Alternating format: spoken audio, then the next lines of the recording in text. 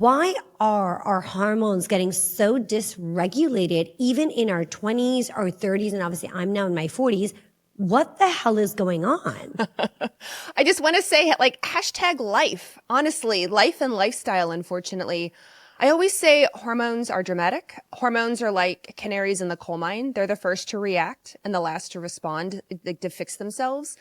And they react to everything. So whether you're eating and sleeping, your stress, environmental toxicants, everything that goes on, inflammation, your hormones go, oh, whoa, this is disruptive. And they create all these symptoms that you feel in your body. And that's why it can happen at any age. And for people listening and women listening being like, everybody's on the go so much, they're always on. What are the subtle signs and symptoms that they can pay attention to that indicates that there's a hormone disbalance happening? So since hormones, we have over 50 hormones in our body. Usually when we say hormones, we're talking about the female hormones, estradiol, estrogens, progesterone, maybe testosterone, etc. But we have hormones like cortisol, we have thyroid hormone, we have insulin hormone, we have a lot of hormones. So really when we think of the subtle symptoms, it's like that ongoing fatigue, the overwhelm, the exhaustion, period problems.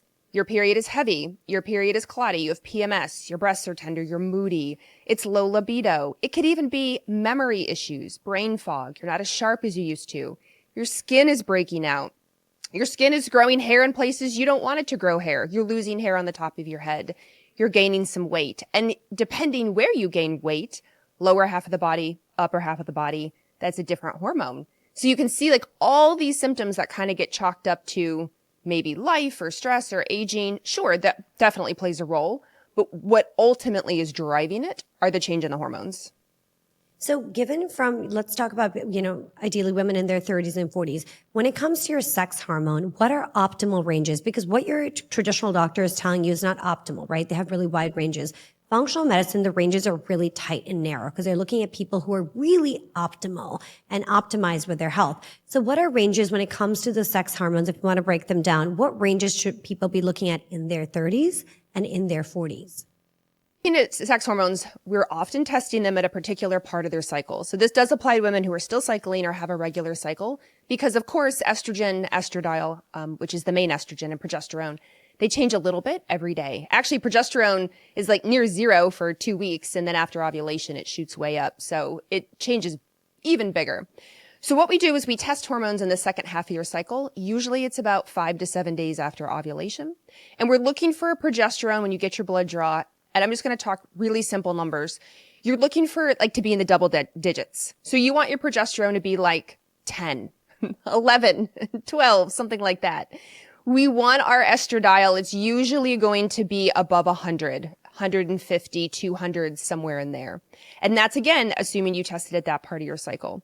Now, if you tested in the first part of your cycle, right before ovulation, which some women might be doing for fertility purposes, your estrogen may be really high. You may be above 200, close to 400. So you can see, depending where you get tested, will make a big difference in how you view those numbers. If you came to me and said, Carrie, my progesterone is a 1, I'd say, well, when did you get it tested? Because if you told me you got it tested on your period, I would be like, oh, girl, that's normal. That's expected. But if you told me you got it tested, a week before your period and it was a 1, I'd go, oh my gosh, way too low. We have to do something about that. It's so crazy that you're saying this about getting tested 5 to 7 days after you ovulate. So normally, traditionally, until I got into this whole fertility world for myself, I would just go in, get my blood drawn when they asked me to get it drawn, and that was it. I'd base it off that. When I started getting into fertility and really trying to understand my body, I learned that there's specific times and windows you need to test your hormones. And I'm like, wait a minute. So for like 41 years, nobody told me this. Yeah. And now that I'm at this, like I'm doing fertility and these fertility doctors, I'm very close to them. They're doing it functionally. They're teaching me all of this stuff. So a lot of women are walking around thinking their hormone levels are fine, which is not the case because they're not testing at the right time. There's even evidence to show your thyroid hormone as an example. One of your big hormones, you get tested as a TSH, thyroid stimulating hormone. There's some evidence to show that it can increase a point or two around ovulation. So you could be getting your blood drawn this month at ovulation and your TSH is a 4, which is kind of considered in functional world too high. Maybe you have a thyroid problem. But let's say we wait 3 months and you get it tested on your period and now it drops back down to 1.5, 1.8. Perfectly in range, no issue. And really it was just situationally around where you were in your cycle. And I think a lot of researchers and I think a lot of doctors forget that the menstrual cycle really drives her body and we have to pay attention to that. All those little changes. You brought up the thyroid, so I want to jump into this a little bit. So a lot of fertility doctors do not check a full thyroid panel, which are all the different levels. And it's so important. So can I hear from you, like, why is it essential if you're thinking about conceiving or even if you're going through the route of IVF, please check your full thyroid? And honestly, it for any age, whether you're doing fertility or not, I'm such a fan of a full thyroid panel. So TSH is the communication between the brain down to the thyroid, and the thyroid is the gland in your neck. And there is great research to show that, yes, as it increases, it definitely is how we diagnose hypothyroidism or slow thyroid. So as TSH goes up, depending on the lab, gets above 4, gets above 5, we're like, oh, you have a thyroid problem. But honestly, the body works really hard to control TSH, and therefore we may be missing the downstream active hormones. Those are known as free T4, and really the big gun is free T3. So if we don't look at those downstream hormones, especially that free T3, that's the real potent active one, then we're going to be missing out because free T3 really does help drive cellular processes. It helps drive the mitochondria. It helps drive detoxification. It helps drive so much in the cell at a cellular level. And we're just completely ignoring it. And I think that's ridiculous. And why is it that a lot of doctors are not trained to check this stuff? That's a great question. I don't know. Oftentimes my colleagues will say, I was taught that treatment doesn't matter, meaning I'm going to put them on thyroid medication. So why would I check T3? Like, why do I care? It'll automatically convert, Carrie. I'm just going to put them on T4. Like, but it doesn't automatically convert. And you're missing a big piece of the puzzle. T3 really does help drive a lot of cellular processes. Why aren't we looking at that? And that's just those 3. That's not even talking about antibodies, for example. I mean, the amount of colleagues of mine who are very conventionally trained who say, why would I check antibodies? Why do I care? Why do I care if she has Hashimoto's? The treatment's the same. You just put her on thyroid medication. Like, because it's autoimmune. We have to address that. Right. And what is the root cause of that autoimmune? And can we reverse that for people through diet, through lifestyle, through even supplementation? How can they reverse that autoimmune disease? There's so much that can be done for autoimmune. And that's not taught in really honestly in medical schools. You have to get a lot more integrative, holistic, natural type training, really understanding the immune system, in my opinion, what the immune system is doing, why the autoimmunity is happening in the first place, what else is going on in the body, and how can you support that? I mean, even going back to hormones, we know changing hormones can play a role in autoimmune. Women tend to develop autoimmune conditions in what we call the big Ps: puberty, pregnancy, postpartum, perimenopause, and menopause. Those big swings and big shifts in hormones can be enough of a domino to be like, unfortunately, you're going to develop autoimmune. But so can other infections, big time sicknesses, illnesses, GI bugs, worms, inflammation. There's a lot that can really drive the immune system to go, ooh, autoimmune, freak out. If you know me, you know I avoid seed oils like the plague. They're everywhere, even in snacks labeled as clean, organic, or healthy. But the truth is, they wreak havoc on your metabolism, your hormones, and make you super inflamed. That's why I'm obsessed with Prima, one of the few products I completely trust. Prima was created to push back against processed artificial foods and bring us back to real, nutritional, ancestral ingredients that actually nourish your body. It's packed with 100% grass-fed beef tallow, grass-fed collagen, and grass-fed whey protein, delivering bioavailable nutrients for muscle recovery, joint health, and overall vitality without any of the junk. No seed oils, no refined sugars, no artificial additives, and the best part is one of the few products that is certified seed oil safe. I I always keep Prima stocked in my bag. It's my go-to post-workout between meetings or anytime I need an easy, high-quality protein boost. Getting in at least 1 gram of protein per pound of body weight can be really tough, but it's essential for building and maintaining muscle as you age or going through a fertility journey in your 40s and 30s like I am. And the flavor is delicious. Cacao, mocha, and salted caramel. You really can't go wrong. My favorite flavor is the salted caramel, plus the Prima bars are sweetened with organic raw honey and only contain organic whole food ingredients. So you're fueling your body with real clean nutrition. Because you're part of the Biohack-it community, you get 20% off. Just use code IMAN20 at eatprima.com. Ditch the seed oils, fuel your body right. You will feel the difference, I promise. Yeah. You brought up inflammation, so I want to talk about homocysteine levels. Again, that's not something that's traditionally tested or watched out for. First, why is it, again, back to the fact that they're not checking homocysteine because they're not taught it? And what is the role of homocysteine when it comes to your overall hormone? Homocysteine actually plays a really big role, one, in cardiovascular health. So it should be tested because, unfortunately, heart disease is still the #1 killer of both men and women. And 2, homocysteine is part of something called the methylation cycle. And the methylation cycle is part of a detoxification cycle. When you're going through part of phase 2 detoxification that largely happens in your liver, methylation is a step that it can go through. So if your homocysteine cannot move forward in the cycle, think of it like just a big circle. And homocysteine's at the bottom of the circle.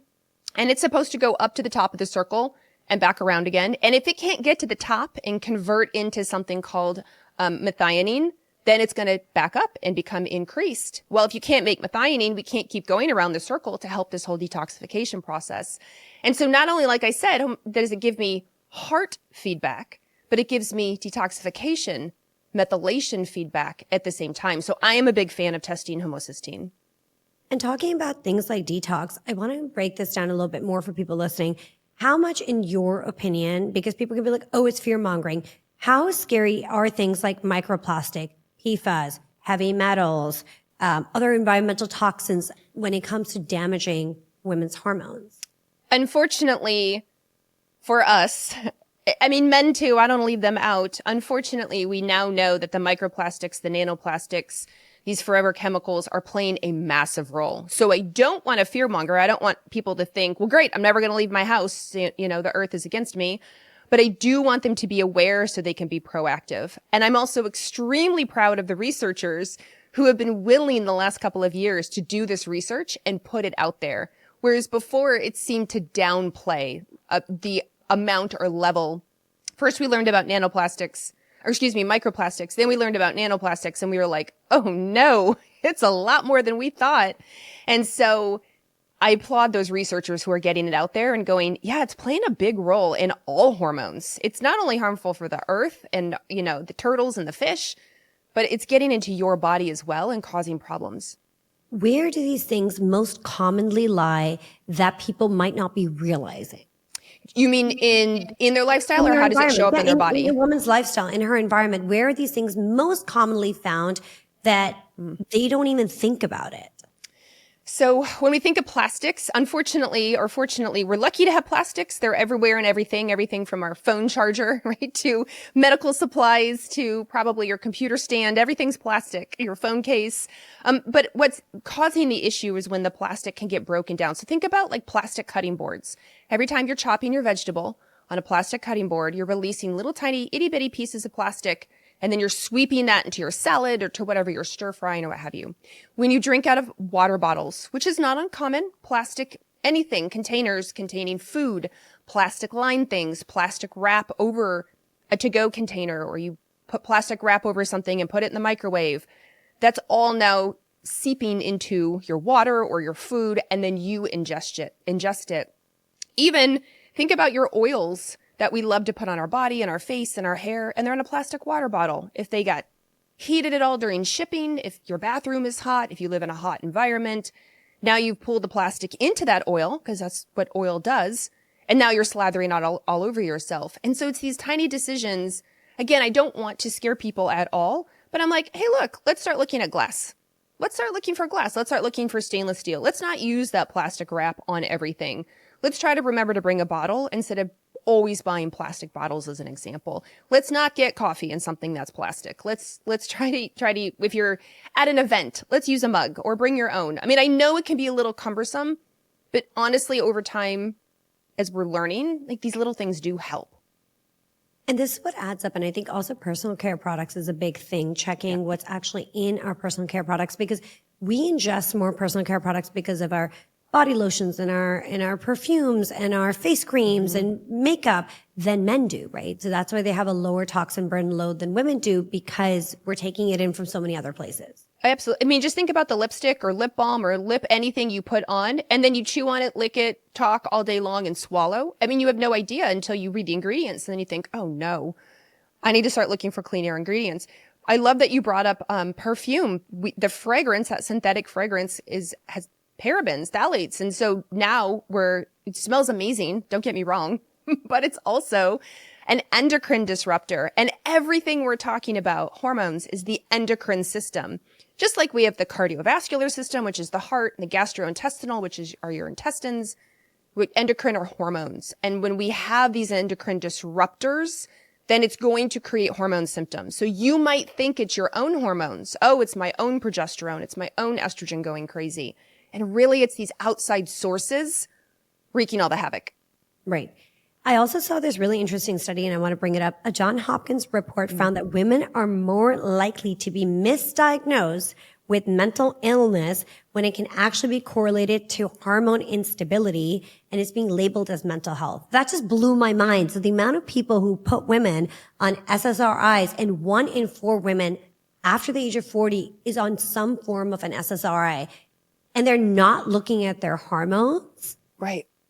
It's devastating. And the amount of research coming out on perimenopausal women and depression or anxiety or PMDD, premenstrual dysphoric disorder, is huge. I mean, we're getting so many studies now that shows these change in hormones can either bring on or exacerbate some of these symptoms that women are having. Now, if you are at a place that you absolutely need an SSRI or an SNRI and that has saved your life, I am all for it. I'm not against them at all. But what I am concerned with are that women aren't being fully evaluated. It's like, oh, you're depressed.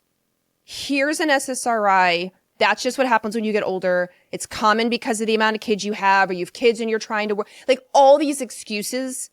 And I'm like, no. It's also probable that her hormones are going crazy, that her cortisol is going crazy. Her blood sugar is probably not that great. And they're all talking to each other going, this isn't working, the hormones. And it's manifesting in some women as depression, as anxiety, as premenstrual dysphoric disorder, which is significant. Therefore, we need to significantly work them up. Right. As someone who's testing and always retesting for what works for my gut, immune system, and hormonal health, I definitely do not mess around with any probiotics that die before they even reach my gut. So this little guy, Just Thrive, is completely different. It is clinically proven to arrive 100% alive, survives antibiotics, and even helps to heal leaky gut in just 30 days. It beats bloat, helps with nutrition absorption, and turns your gut into an antioxidant factory. And it's the only probiotic I trust and recommend to my Biohack-it community. Check it out at justthrivehealth.com and use code Biohack-it for a discount and enjoy. And when it comes to things like looking at the lens of like, this is something I was told, tell me if it's true or not, perimenopause in women can start as early as 34, 35. So I keep hearing that, and I have a different approach. Okay. I feel hormone imbalance, absolutely. Hormone changes, hormone disruption can happen at that age. The actual act of perimenopause, the actual process of your follicles and your ovaries have really declined to the point where you're entering in perimenopause. I don't know yet it's as significant as we think. What I think is happening, and I'm absolutely be willing to change my tune, what I think is happening is that women are learning so much about perimenopause, thank goodness, and they're hearing all the hormonal symptoms and going, oh, that's me. And they're in their early 30s. Nobody's told them, though, that those hormone changes don't have to be because of perimenopause. It can be due to so many other things. Perimenopause is just one aspect associated with aging. However, when I see somebody who's early 30s, I'm thinking other. I'm thinking, what's blood sugar like? What's stress like? What's sleep like? How are you taking care of yourself? What nutrients are you deficient in? I'm thinking more globally that I know all my 30 to 35-year-old friends are going through right now. And that's what I'm looking at. Now, is it possible some of them are perimenopausal? Absolutely. Some women go through early menopause, which is very unfortunate, or even premature menopause, premature ovarian insufficiency, for sure. However, I feel that the larger percent are getting pushed into the perimenopausal category instead of getting worked up for what's really going on. How early on should somebody then start? Well, there's a lot of, by the way, this, everyone asked me this, so let me lead with that first. Hormone replacement therapy, when it's bioidentical hormones versus synthetic, what's your take on it? So I'm a bigger fan, of course, of the bioidentical hormones, which means it's body identical. It looks like the hormone made in your body. So estradiol is estradiol, progesterone is progesterone, testosterone is testosterone. Now, what's interesting is bioidentical is not a scientific term, it's a marketing term. However, it's a great description for the kind of hormone that you're on. And a lot of the hormone replacement therapy on the market is bioidentical. If you're on a patch, if you were prescribed an estradiol cream, or some vaginal, like that's usually bioidentical. There are some synthetics. So the most common synthetic, of course, is like the birth control pill. And then there's something else called, we have, Perimenopause, which is pregnant mare urine. We shortened it to Perimenopause. Now there is research on Perimenopause. The original HRT study called the WHI, the Women's Health Initiative, was on Perimenopause and Provera. Provera is a synthetic progesterone. And I will say in the study, this synthetic estrogen, the pregnant mare urine, didn't show an increase in breast cancer. Like it didn't show some of the concerns that unfortunately made the news.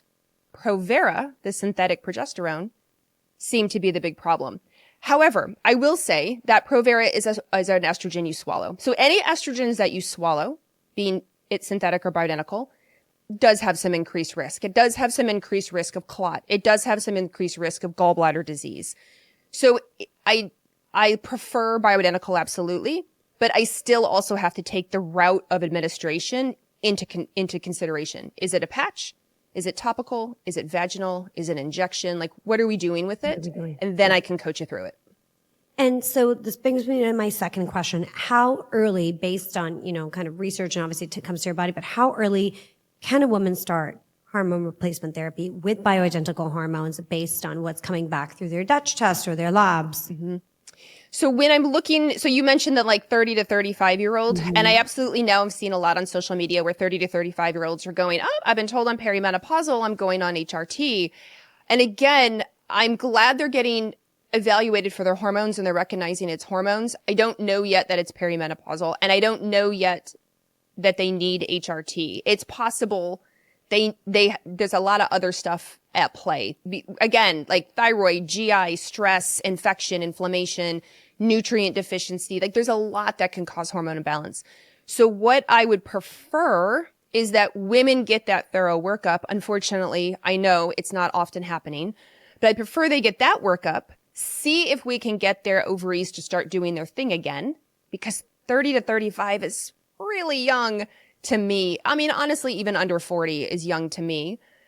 And then evaluate from there. Once she crosses over into the 40 range, she's 42, 44, 45. Often at that point, I'm like, yeah, I bet you're getting into the perimenopausal transition. Progesterone is usually a good place to start if you need it. And then we go from there. And then eventually I'm like, oh, now we need estrogen. Let's evaluate for testosterone, etc. Now, I know some people are going to want to fight me. They're going to be like, nope, I started hormones in my 30s. I feel amazing. And I'm not discrediting that at all. I just want to point out going on hormones in your 30 with no other evaluation does concern me, because that means those issues are still there and we still need to address them. Worse and worse with age if they're not taken care of. Yes. One of the things is for everybody listening, when you say workup, where should people, because I always tell people, advocate for yourself, ask for what you need. What are the labs that they should start with, and what kind of blood work or testing they should be starting with if they're listening to this and be like, where's my starting point? One thing I always point out is that you're probably going to go to your primary care, or your OBGYN or whoever, and you're going to say, test my hormones. I want everything, right? We always walk in and we'll go, test me for everything. And you'll get a message back in your portal, or the nurse will call you and say, everything's fine. And what will happen is they'll bring me the labs, and it will be what's known as a CBC, complete blood count, which are your red and white blood cells. And you'll have a metabolic panel, which is your glucose, your electrolytes, liver enzymes, calcium, and that's wonderful. And maybe they'll run a TSH, thyroid stimulating hormone. And maybe they'll do cholesterol because you're that age. And that's it. And they'll be like, oh, you're fine. And I'm like, okay, that's great. Except red and white blood cells and metabolic panel and cholesterol aren't hormones. We have to think bigger than this. We have to think more. And those tests are important. I still recommend them. You still need to check your red and white blood cells to make sure you're not anemic or have an infection. I still need to see your metabolic panel. Fasting. Please go to the lab, 12 hours fasting. That includes coffee. Don't drink coffee. So 12 hours. 12 hours. You know, again, they don't tell you this. They don't tell you it should be. They just say don't eat that morning, but they're not telling you it should be a solid 12 hours. Ideally, it's a solid 12 hours. And some people don't even get told that. They're like, just go to the lab. So they go to breakfast and then they go to the lab. And yeah, please go fasting, especially even for cholesterol. Ideal is fasting as we can. Yeah. Now, I do add in extra. So I will add in things like vitamin D. And I will add in, depending on I think you need it, like an iron panel. And I will run a B12 marker. I want to make sure you're not deficient in either of those. I will add in the full thyroid. I will do TSH, free T4, free T3, and I might do the antibodies depending on your symptoms, your age, and family history. If you've already been told you have a thyroid problem or your mom has a thyroid problem or everybody in your family has a thyroid problem, then I for sure will add on thyroid antibodies. Then I will also look at, again, like I said, hormones. If you have a regular cycle, I will say come back to the lab 5 to 7 days after ovulation. So estradiol, progesterone, total and free testosterone, and I will run a marker called a DHEA-S. I will also run an insulin. I don't know why insulin is not part of a primary workup. The insulin is the hormone that gets glucose into cells to be used as energy. And women become more insulin resistant, unfortunately. We can, the older that we get. Estrogen and progesterone both play a role with our insulin. So I wish that was tested right up front. So you can see as I'm just like rattling these off. Now, depending on your history, I may add in your age, I may add in more advanced heart markers. I'll probably look at something called an ApoB, apolipoprotein B. Depending on your family history, I may do an apolipoprotein E, which is called an ApoE. I may run other advanced. I may, again, like we talked about homocysteine, looking at your homocysteine, especially if I suspect detoxification issues. So I have a panel that like some standard things.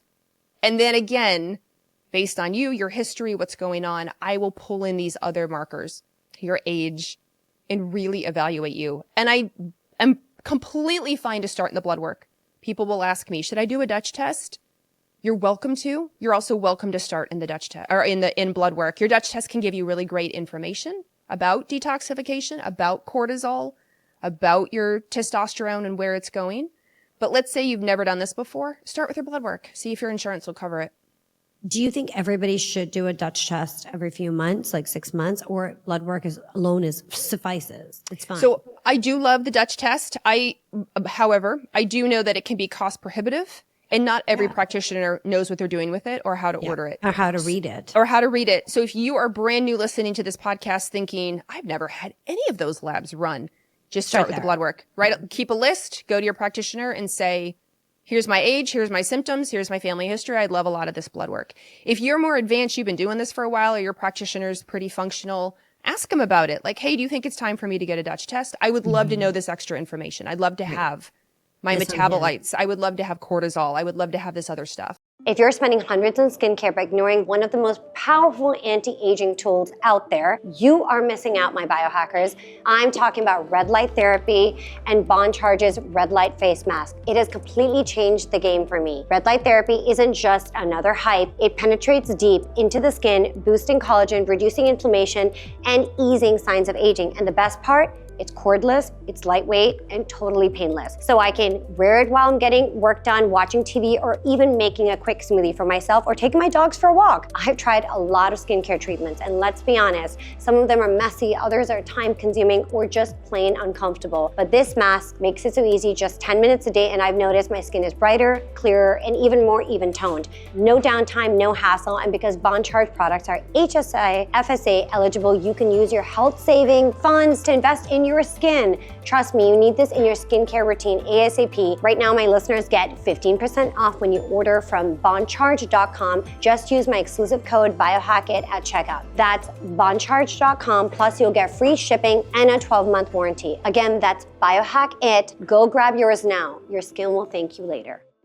Vitamin D plays such a crucial role when it comes to our hormones, and I'm glad that you brought it up as one of the labs that you like to see. It also plays a very big role with fertility. So a lot of prenatals don't even have your daily dose of vitamin D.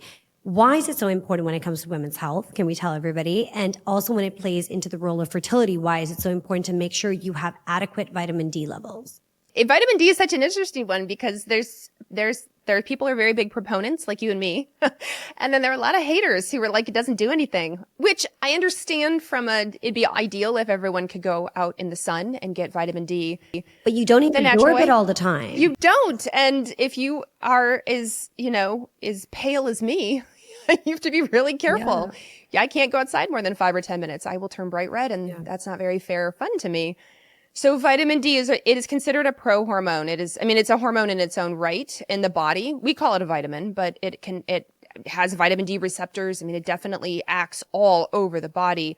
There's so much research on even things like, bone health, our muscles, our brain, our actual hormones, ovulation, growth of the baby. Like vitamin D plays a really big role in all these areas. It gets relegated only to bone health. However, again, it's definitely much more system-wide than that. We also brought something else up that you test for, which is DHEA. Now, yes, when it came to, I was taking DHEA previously, and then when I got into this like functional fertility path, my fertility doctors were like, hell no, you need to get off that DHEA. You cannot be taking DHEA when it comes to fertility.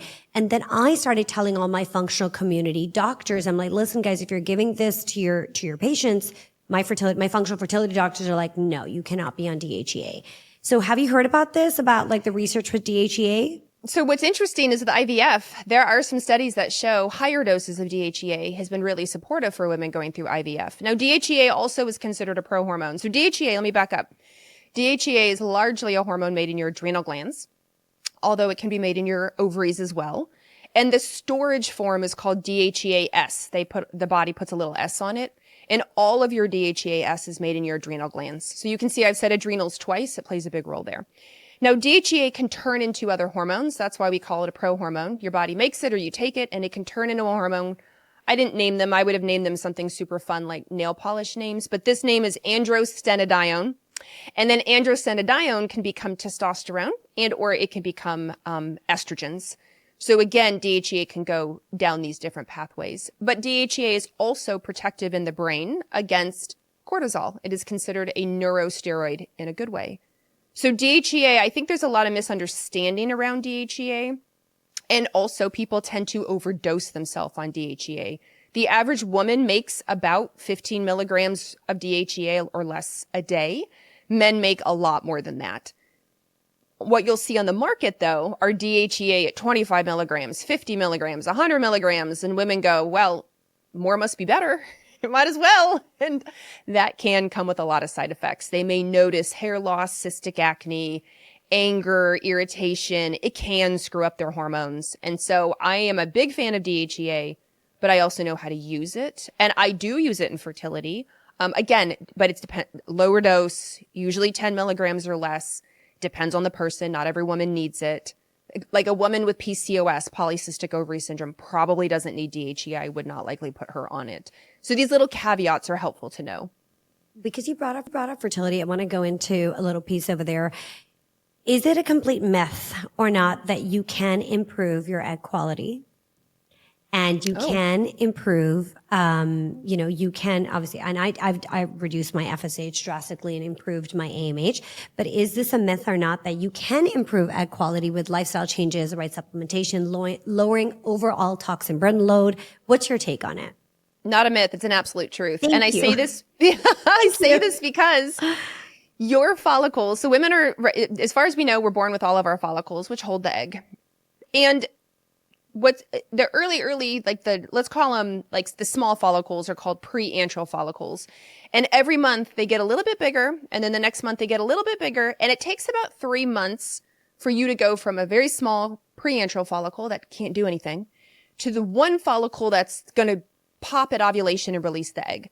So that tells me in that growth state of development, I could do a lot. I can help improve the cellular health of that a lot. And on the follicle itself are two different layers of cells. The outside layer are called the theca cells, and they're exposed to all the blood, all the capillaries. They get all the nourishment.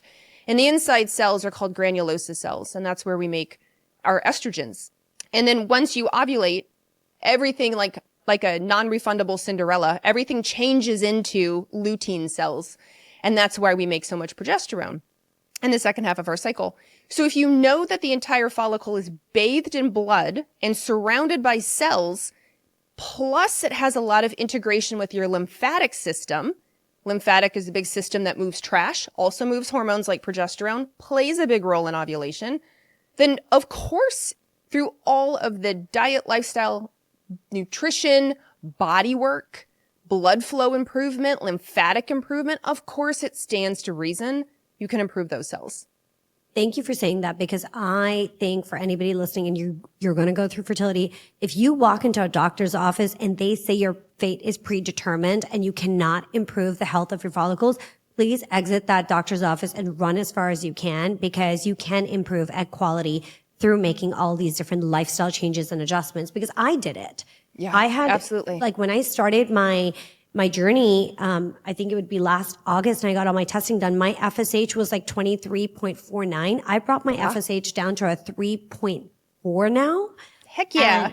And my AMH was, 0.008. And I brought that up as well. It's like 0.08 now. So it's moved a little bit, and I'm ovulating and I'm cycling, and I took out a lot of like little things. Like I removed all the plastics where we could from our house. I changed our eating and cooking utensils, storage containers, took out any water that would have plastic in it, moved away from all of that stuff, really went through my personal care products and said, what can I really get rid of that is causing any sort of endocrine disrupting effects to my body? And started on a really precision, I think, supplementation course. Like I brought in the vitamin D, I cleaned out my system, I started working on cellular health, and that has made a difference. So I think it's such bad advice when doctors are like, well, your fertility is predetermined. That's it. You can't do anything about it. And I think this applies even to the woman who's listening and doesn't want to get pregnant. Yes. But we mentioned the 30 to 35-year-old earlier. It's the same thing. If you're not ovulating, if you have terrible PMS, if your periods are heavy, if your periods are all over the place, you don't know what's going on. I just said it takes about 3 months to go from a preantral to an adult, a full grown follicle surrounded by cells, inundated with lymphatics and blood. There's so much you can do. So even if you're listening thinking, well, I don't want to get pregnant, but I do want normal cycles. Yeah. I just want to be healthy. I'd love to ovulate again and make, hormones at the right time. Yeah. Yes. This is why I'm like, I don't know that you necessarily need to jump right on HRT, hormone replacement therapy, because I feel there's so much we can do 10 steps back that have just been missed. And this is what it's fascinating to me. And I think more and more women listening to this, if you're in your 20s and you're listening to this, this is a good place to start, because the more you do in your 20s, the better it impacts your 30s and your 40s. So you age knowing your body, but you also are so in tune with these little changes. I mean, I discovered all this stuff in my like late 30s, early 40s. And I was like, damn it, like why wasn't I taught any of this? But I was following the traditional medical system. They didn't tell me anything else. I'd go in and get tested and they'd be like, oh, you're fine. And then when I actually took all my tests for fertility and started really diving into this space, I was like, wait, no one told me all of this. It was a rude awakening at my age.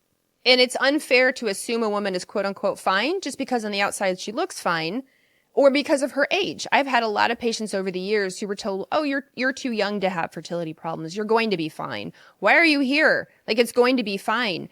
Just because on the outside they looked quote unquote the definition of fine. I'm like, whoa, that's not fair. We cannot see under the hood, just like a car. A car could be gorgeous, but have no battery, so it's not going to run. But I wouldn't know that from the outside, just looking at it.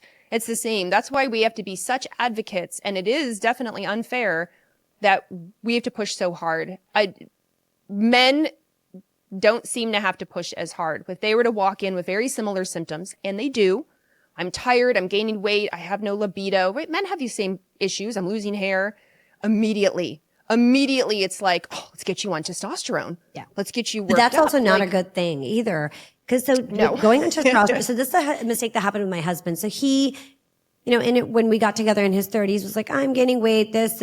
So we had this one doctor who just gave him too much testosterone. Yeah. When we started getting to the fertility space and he started meeting with the doctor's like, you cannot do that. Because when you start injecting yourself with testosterone, it reduces your body's ability to make its own, which is really bad when it comes to fertility, and actually destroys it. So you cannot be doing things like that. Again, I had a lot of men in my practice where same thing. They would meet somebody wonderful in their 30s or it'd be a second marriage and they would want to try for children, but he had been on testosterone with somebody else. long. And I'm like, look, testosterone really, really reduces, if not stops, sperm production. So we have to really think about this. Or I would have men in their 30s who'd go, okay, I'm ready for testosterone now. Everybody at my gym has it, or my brother went on it, or, I'm just feeling like I need it, but they hadn't started their fertility journey. And I'd know their wife or their partner.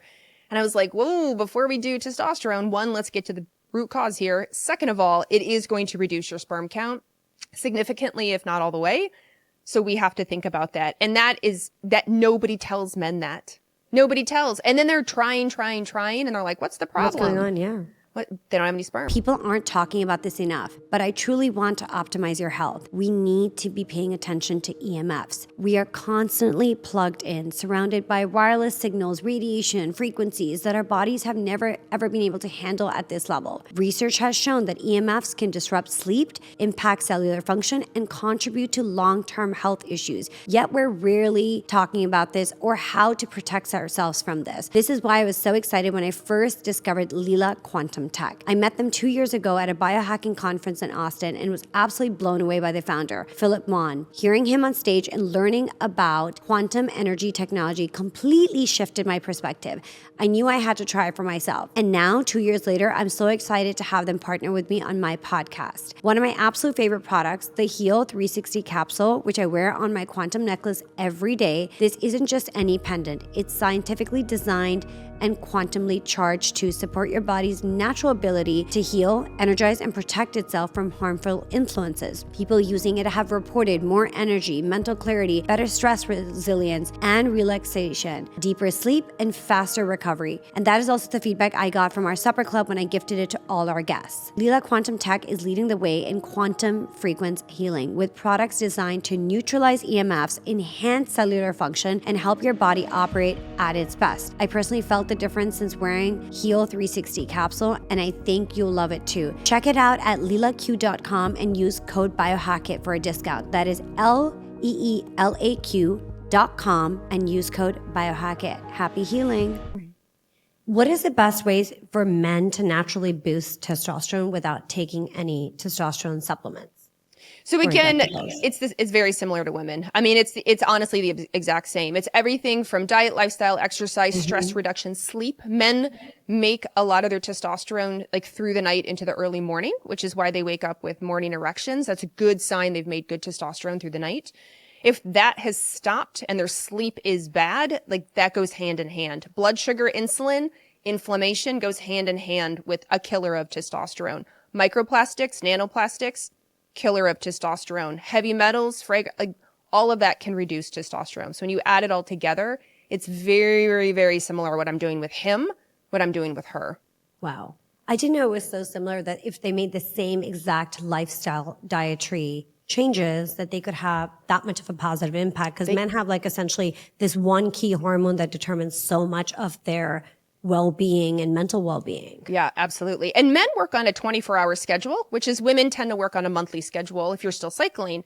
And our cortisol, so our sleep-wake rhythm, if you're a day shift person, you get up in the morning, you go to bed at night, and that is a 24-hour. So women have 2 cycles. We have our daily, because we have cortisol up in the morning, down at night.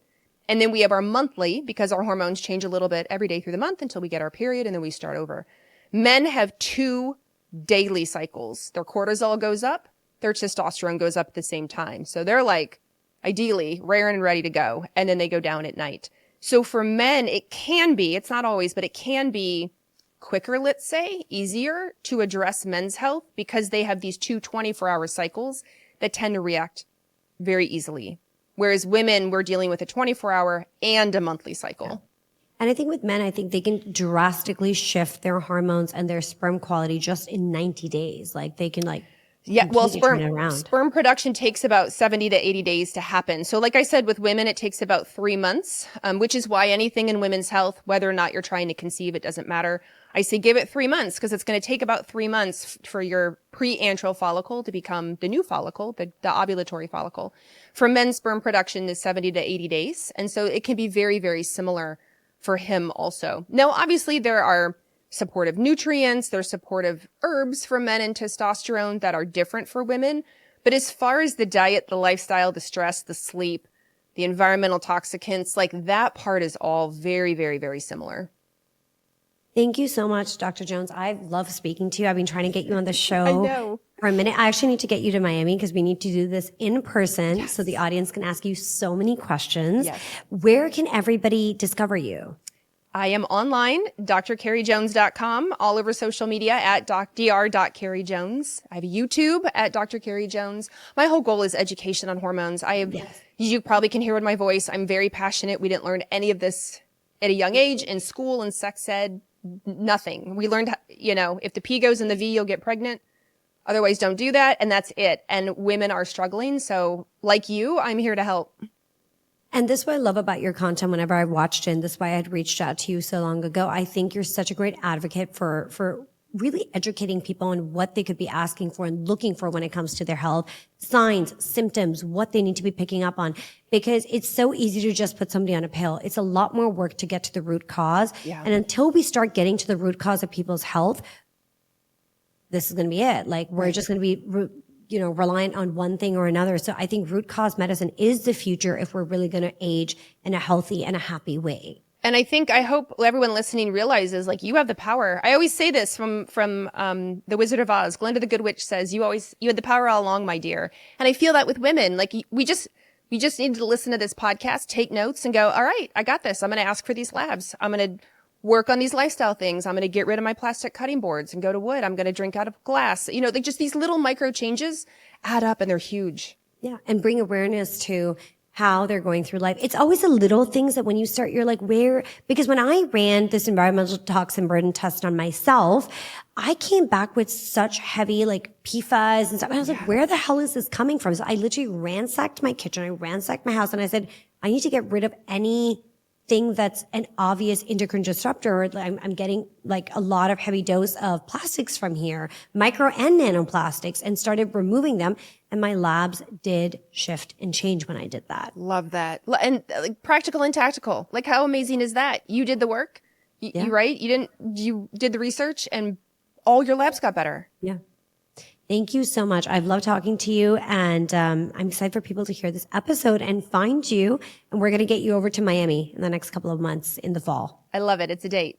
Thank you. Thank you so much. Thank you for tuning into Biohack-it. If you've enjoyed today's episode, please don't forget to subscribe, rate, and leave a short review. It really helps us reach more listeners just like you. Follow us on Instagram at biohack-it for exclusive content and the latest updates. Remember, your health is in your hand and curiosity heals.